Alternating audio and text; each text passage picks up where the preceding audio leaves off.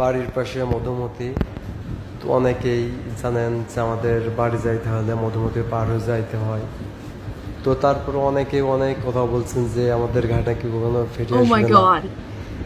তো ওই জন্যই ভিডিওটা করা হয়েছে তাদের উদ্দেশ্যমূলকভাবে, যে ফেরিঘাট ঠিকই হয়েছে কিন্তু এখনো ফিরে আসে নাই।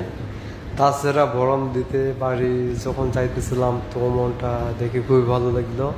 তো চারপাশের সৌন্দর্য দেখে মুগ্ধ আমি, তো ভিডিও করতে বাধ্য, এই জন্য আরও ভিডিও করলাম। তাছাড়া তো দেখবেনই এখনই একটু পরে আমার সঙ্গে আপনারা সবাই থাকুন, ভিডিওটা সম্পূর্ণ দেখেন। তো অবশ্যই দেখতে পারবেন যে আমাদের ঘাটে কিন্তু ফেরিঘাট হয়েছে, কিন্তু ফেরি আসেনি, তবে আসবে, তবে রিসেন্টলি আসবে। তো যখন ফেরি আসবে এসে ফেরি সহ আপনাদের ভিডিও করে দেওয়া হবে।